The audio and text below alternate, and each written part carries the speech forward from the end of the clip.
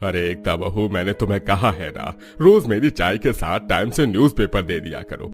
कहा है ब्रेकफास्ट के टाइम न्यूज़पेपर पढ़ता हूँ, पता तो है सबको। सॉरी पापा जी, मैं भूल गई, मैं अभी लेकर आती हूँ।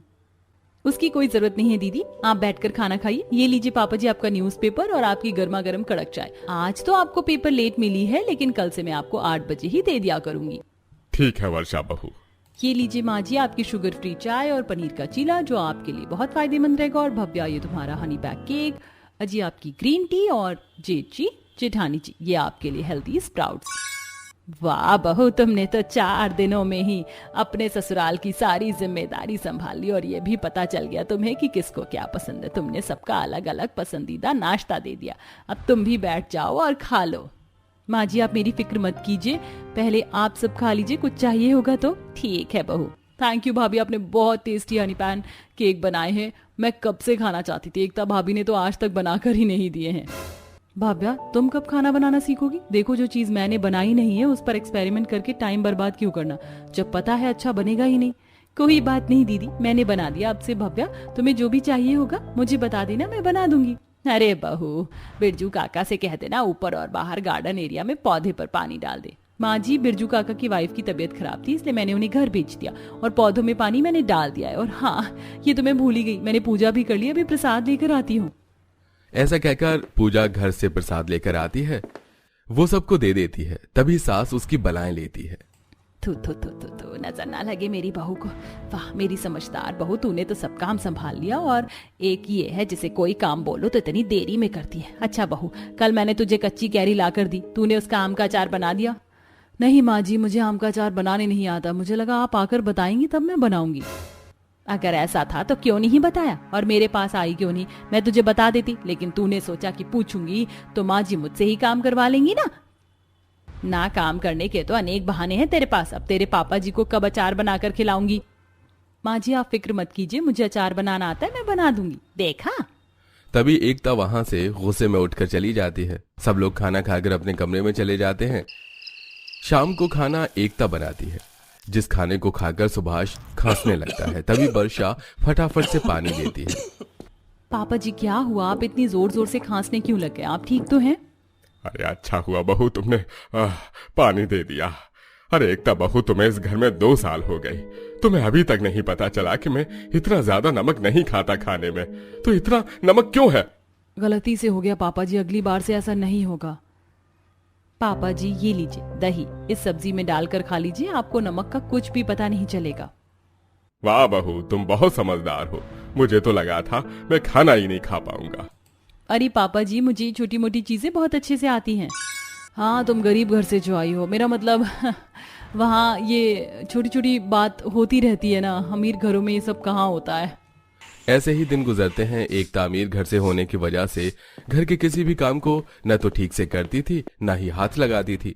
सारा काम नौकर करते थे और अर्चना जो काम करने को कहती वो भी उल्टा कर देती थी। वहीं गरीब बहू थी जो पूरे घर को संभाल कर रखती थी। एक बार उसने ससुर के रंगीन और सफेद कपड़े बीच में एक साथ धो दिए, जिस वजह से सास। बहू ये सब क्या है, घर के काम करने ठीक से कब आएंगे? तुम इस घर की बड़ी बहू हो, देखो तो तुमने अपने पापा जी का व्हाइट कुर्ता खराब कर दिया। अरे माँ जी जितने भी कुर्ते खराब हुए हैं वो सब आ जाएंगे, पैसा बहुत है हमारे पास, फिर भी आपकी कंजूसी खत्म नहीं होती। मुझे मीनाक्षी की किटी पार्टी में जाना है, प्लीज टाइम टाइम मत कीजिए, आई एम गेटिंग लेट। एकता इतराकर वहां से किटी पार्टी में चली जाती है। कार्ड्स खेलकर ड्रिंक करती है। कुछ दिनों बाद सास उसके कमरे से गुजरती है तो सिगरेट की बदबू से वहीं पर रुक जाती है। एकता बहू, तेरे यहाँ से सिगरेट की बदबू क्यों आ रही है मुझे? तो कहीं नहीं नहीं माँ जी, आप सोच भी कैसे सकती हैं, वो हमारे घर के बगल वाली का पति पी रहा है तो खिड़की से बदबू यहाँ तक आ गई। अभी मैं रूम फ्रेशनर ही छिड़कने जा रही थी। लेकिन तभी हाथों की सिगरेट जमीन पर गिर जाती है, जो कि अर्चना देख लेती है और चुपचाप वहां से अपने पति के पास जाती है। क्या हुआ अर्चना, तुम परेशान क्यों हो? अजी परेशान नहीं हूँ तो क्या करूँ, आप जानते हैं ना हमारा खानदानी नाव का महल है जो कि उस समुद्र में है। ये बड़ी बहू जब से आई है घर संभाल ही नहीं पा रही है, और ये घर नहीं संभालेगी तो वो खानदानी महल कैसे संभालेगी? मैंने सोच लिया, छोटी बहू बहुत समझदार है, घर में हम सबके नमक चीनी हर चीज का ख्याल रखती है और वही हमारे खानदानी महल को संभालेगी। आखिर पूर्वजों की चीज है, इसके हाथ में दे दी तो ये भी बेच कर खा जाएगी, लेकिन मेरी गरीब बहू को हर चीज की कदर है। तो चलो हम आज ही बहू को वो खानदानी महल चौप दे देते हैं, उसको सरप्राइज देंगे और हम सब भी कुछ दिन के लिए खानदानी महल में होकर आ जाएंगे। ये तो आपने बहुत अच्छी बात कही। सास ससुर सभी घर वालों को और वर्षा बहू की आंखों पर पट्टी बांधकर समंदर के किनारे ले आते हैं, जहां वो नाव में बैठकर उस खानदानी महल पर पहुंच जाते हैं। वर्षा की आंखों में पट्टी हटाने के बाद, माँ जी हम यहाँ क्यों आए हैं और ये इतना सुंदर सा महल किसका है? हाँ माँ जी, पापा जी बताइए ना। बहुओं तुम दोनों को मैंने बताया नहीं था, लेकिन अब बता रही हूँ। ये जो सुंदर सा बड़ा महल देख रही हो ना, ये हमारे पूर्वजों का खानदानी महल है जो यहाँ तैरता है। क्या तैरता है ये कहीं जाता नहीं है माँ जी? और ये बहुत खूबसूरत भी है।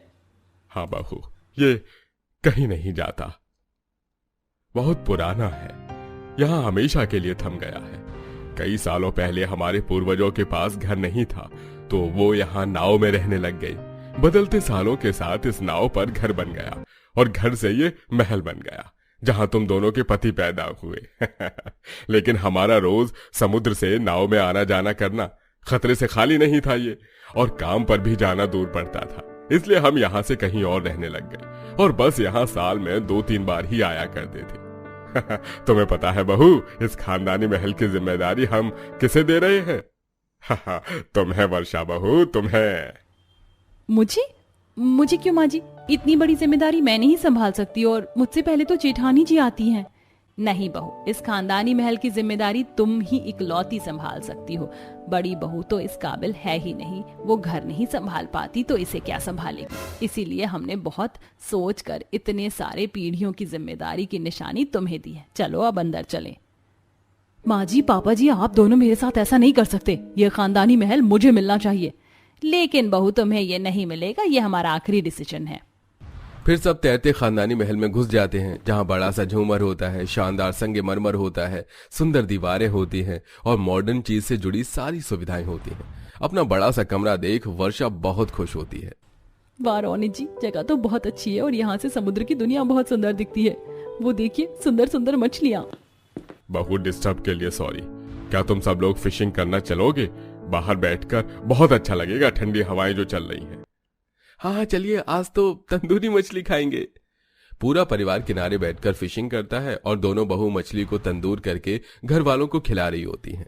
वाह भाई, मजा आ गया है। यहाँ खानदानी महल पर आकर बहुत अच्छा लगता है। मुझे भी माँ जी, ये महल की हर खिड़की से नीला आसमान, नीला पानी, सुंदर सा नजारा दिखता है। ये तो है, बचपन में मैं यहाँ आकर बहुत खेलता था और बार बार नाव में बैठ जाता था ताकि समंदर के दूसरे किनारे पहुंच जाऊं। पूरा खानदान तैरता हुआ महल इस कल की आई गरीब बहू ने हथिया लिया। इसको तो मैं छोड़ूंगी नहीं, इसी समुद्र में धक्का देकर मार डालूंगी, जिसके बाद ये खानदानी महल मेरा। 3 दिन गुजर जाते हैं। वर्षा सबको समय पर खाना बनाकर देती है। वो कभी रात में मजे करते हैं तो रात को आग जलाकर गाना बजाना करते हैं। तभी अगली सुबह एकता वर्षा को खानदानी महल से धक्का देने वाली होती है कि हील की वजह से वही खिड़की के पार चली जाती है। बचाओ मुझे, बचाओ, मैं मरना नहीं चाहती। नीचे बहुत सारे शार्क्स हैं। दीदी आप अचानक से कैसे गिर गई? आप खिड़की मत छोड़ना, मेरा हाथ पकड़ो। वर्षा मुझे बचा लो, मुझे माफ कर दो। मैं तुम्हें गिराना चाहती थी और खुद गिर गई। सही किया भगवान ने, लेकिन मैं मरना नहीं चाहती। नीचे बड़े बड़े शार्क और मछली मुंह खोलकर एकता को खाने की ताक में थे। तभी हाथ खींचकर वर्षा एकता को ऊपर बुला लेती है। तभी घर वाले आवाज सुनकर उसके कमरे में आते हैं। क्या हुआ? ये चिल्लाने की आवाज? ये आवाज मेरी थी माँ जी। मुझे अपनी गलती की सजा मिली है, मुझे माफ कर दो वर्षा। और माँ जी, आप भी मुझे माफ कर दीजिए। आपने सही कहा, मैं इस घर को संभालने के लायक नहीं हूँ और मुझे ये बात मंजूर है। दीदी, आपको अपनी गलती का एहसास हो गया, यही बहुत बड़ी बात है। भूल जाइए जो हुआ, हम दोनों बहनों की तरह रहते हैं ना। चलो अच्छा हुआ, खानदानी महल में आकर एकता बहू को अकल आ गई। तब से देवरानी जेठानी बहनों की तरह रहती हैं और जेठानी घर की जिम्मेदारी संभालती हैं। वहीं देवरानी खानदानी महल की जिम्मेदारी संभाल कर अपने ससुराल वालों को खुश रखती हैं। चलो हाथ पकड़ो मेरा, हम साथ में घर चलते हैं। बाप रे, ये इतना बड़ा ससुराल मेरा है? हाँ, ये इतना बड़ा ससुराल तुम्हारा है। अभी अंदर चलोगी तो और भी हैरान हो जाओगी। दोनों जब घर में जाते हैं तो सास ससुर उनका बहुत अच्छे से गृह प्रवेश करते हैं। ननंद फूल बरसाती है और नैना को एक ठंडी हवा महसूस होती है। अभिषेक जी, आपने तो सच कहा था। मैंने अपने ससुराल को देखा और हैरान हो जाऊंगी मैं, बिल्कुल सच कहा था। मुझे तो ऐसा लग रहा है कि बाहर की इतनी गर्मी को छोड़ मैं कुल्लू मनाली के अंदर आ गई हूँ। कितनी ठंडक है यहाँ। हाँ बहू, तुम्हारे ससुराल में हर जगह एसी ही एसी लगा हुआ है, ठंडक तो होगी ही हर जगह। अरे वाह, इसका मतलब मैं इतनी गर्मी में भी एसी वाली ठंडी जगह में रह पाऊंगी और खूब मस्ती करूंगी, पसीना भी नहीं आएगा। दिखा दी ना अपनी औकात कि आप गरीब घर से आई हैं। माँ, मैं बोल रही थी इस गरीब लड़की को इस अमीर ससुराल की बहू मत बनाओ, but no, she started. Mohini, behave yourself, तुम्हारी भाभी है वो। ये सुन नैना की आंखें भर आती हैं और वो अपने बीते पलों में चली जाती है, जहाँ मायके में अपनी माँ के साथ दोपहर में बाजार से सामान लाकर घर में घुसती है और पंखा गर्म हवा फेंकता है। अरे मम्मी, कितनी गर्मी हो रही है घर में। बाहर पसीने में से परेशान होकर आए हैं और ऊपर से अपनी झोपड़ी का पंखा भी गर्म हवा फेंक रहा है। हम कूलर कब लाएंगे मम्मी? अरे नैना, तू तो जानती है तेरी माँ के लिए कैसे कैसे घर चलाती है। 2 वक्त की रोटी निकल जाए वही बहुत बड़ी बात है, और तेरी शादी का पैसा भी जमा करना होता है मुझे। कूलर तो आ नहीं पाएगा, तो चिंता मत कर, रात को थोड़ी ठंडक हो जाएगी तो आज घर से बाहर सोएंगे। मम्मी, मच्छर भी तो होते हैं। तू चिंता मत कर, उसका जुगाड़ है मेरे पास। फिलहाल तो माँ बेटी गर्मी की हालत से थके थे। नींबू पानी पीकर कुछ देर बैठ जाते हैं और रात को सोने के वक्त माँ बेटी घर के बाहर पुरानी साड़ी की मच्छरदानी बनाकर सोती हैं। मम्मी, मच्छर तो नहीं लग रहे हैं, लेकिन मम्मी गर्मी बहुत लग रही है। हवा कहाँ चल रही है? देखने ना, अब तू अंदर की गर्म हवा में सो ले या बिन मच्छर के बिन हवा के परेशान तो होना ही है, आखिर गरीब जो हैं। अरे बहू, तू किस सोच में डूब गई? जाओ तुम दोनों आराम कर लो, थक गए होगे। अभिषेक और नैना अपने कमरे में लिफ्ट से जाते हैं और एसी की ठंडी हवा में नैना अपनी मुलायम बिस्तर पर लेटकर बहुत खुश होती है। अरे वाह, हमारे बिस्तर का गद्दा तो बहुत मोटा और मुलायम है, इस पर कूदकर मजा आ रहा है। नींद भी कितनी अच्छी आएगी ना अभिषेक जी? सच बताऊं तो मुझे अपना बेड बहुत पसंद है, लेकिन तुमसे शेयर कर लूंगा। मेरा तो सुबह उठने का भी मन नहीं करता, बहुत अच्छी नींद आती है। वाओ, मैंने जैसा सोचा था मेरा ससुराल तो बिल्कुल वैसा ही है, एकदम मनचाहा। अभिषेक जी, मैं गर्मी में अपने घर में बहुत परेशान हुई हूँ, लेकिन मम्मी को इस तरीके से छोड़कर आना सही नहीं लग रहा। वो गर्मी में परेशान हो रही होंगी। हमारे घर में कूलर भी नहीं है, बहुत गर्मी लगती थी मुझे। अब वो प्यास लग रही है मुझे थोड़ी। प्यास लग रही है तुम्हें? चलो मैं रसोई में लेकर चलता हूँ, फ्रिज दिखाता हूँ। हमारा फ्रिज बहुत बड़ा है, डबल डोर वाला। अभिषेक नैना को रसोई में ले जाता है और डबल डोर फ्रिज खोलता है, जहाँ फ्रिज के चारों कोने लबालब भरे थे। कोई कोल्ड ड्रिंक से, कोई बर्फ से, कोई सब्जियों से, कोई आइसक्रीम से, तो कोई शेक से। बताओ तुम्हें क्या चाहिए इसमें से? ओह माय गॉड, यहाँ तो बहुत सारी ठंडी ठंडी खाने पीने की चीजें हैं। ऐसा तो मैंने अपने सपने में भी नहीं सोचा था कि मेरे मनचाहे ससुराल में ये सब होगा। अभिषेक जी, मुझे कोल्ड ड्रिंक पीनी है, एक आइसक्रीम और ठंडे पानी की बोतल भी ले चलिए। हाँ चलो, जो चाहिए सब तुम्हारा। फिर दोनों एसी वाले कमरे में बैठकर ठंडी चीजों का मजा लेते हैं, लेकिन रसोई में उनकी ये बात मोहिनी सुन लेती है। ये कितनी गरीब और लालची है, ये तो मुझे देखकर ही समझ आ गया। कैसे आइसक्रीम, कोल्ड ड्रिंक, पुडिंग सब कुछ लेकर गई है, फकीर कहीं की। अगले दिन नैना रसोई में अपनी पहली रसोई का खाना बना रही थी, तब मोहिनी जूस लेते वक्त उसकी बातें सुन लेती है। बाप रे, यहाँ तो पूड़ी कचौड़ी बनाते समय भी मुझे पसीना नहीं आ रहा। कितना बड़ा किचन है ना मेरा। सच कहूँ तो मेरा बिल्कुल मनचाहा ससुराल है। मैंने बिल्कुल ठीक समझा था, तुम 1 नंबर की गरीब, लालची और गव्वार हो। खाना बनाते समय तुमने चिमनी तो जलाई नहीं। तुम्हारी बात सुनकर कंफर्म हो गया है कि इस अमीर ससुराल में आने के लिए तुमने कितने जतन किए होंगे। अब बातों से ज्यादा काम पर ध्यान दो और अमीर ससुराल के लायक खाना बनाना। मोहिनी फिर से गरीबी का ताना देकर चली जाती है। हाँ, मैंने ऐसे ससुराल में आने का सपना सोचा था और मुझे मनचाहा ससुराल मिला भी, लेकिन शायद यहाँ के लोग ऐसे नहीं हैं। यहाँ तो ठंडा पानी पीने को मिल जाता है, लेकिन मेरे घर पर नहीं था। मैं और मम्मी कितना परेशान होते थे गर्मी में। बाप रे, कितनी धूप हो रही है। अब मुझसे ये मटका नहीं उठाया जा रहा। मम्मी, बड़ी मुश्किल से मैंने 2 बाल्टी भरवाई है, वरना हमें 2 दिन तक फिर पानी बिना ही रहना पड़ता। अरे, आप क्यों बर्तन उठा रही हो? मैं कर लूंगी, आप जाओ। नैना अपनी माँ को घर भेज देती है और खुद सारे बर्तन उठाकर घर लाती है। मटके में पानी डालती है और मटका ही टूट जाता है। हे भगवान, ये मुझसे क्या हो गया? वैसे ही हमारे पास पैसे नहीं है, अब मटके का ठंडा पानी भी नहीं मिलेगा। कोई बात नहीं नैना, तो परेशान मत हो। मैं सेठानी जी के घर में और काम कर लूंगी जिससे थोड़े और पैसे मिल जाएंगे, पर जब तक तो ऐसे ही रहना पड़ेगा। मजबूरन माँ बेटी बिना मटके के बाल्टी का गर्म पानी पीकर बड़ी मुश्किल से रह रही थी। जी मम्मी, पानी बहुत गर्म है, मुझसे तो पिया ही नहीं जा रहा। हमारे पास तो बर्फ खरीदने के भी पैसे नहीं है। मम्मी, मैं शादी के बाद ऐसे नहीं रह सकती, इसलिए आप मेरे लिए अमीर ससुराल देखना जो कि मेरा मनचाहा ससुराल हो, वहाँ सब कुछ हो। फिर मम्मी ने पड़ोस वाली आंटी से कुछ बर्फ लेकर मुझे ठंडा पानी पिलाया। बहू क्या बात है, तेरी आंखों में आंसू, माँ की याद आ रही है? हाँ माँ जी, थोड़ी सी। खैर खाना बन गया है, मैं लगा देती हूँ।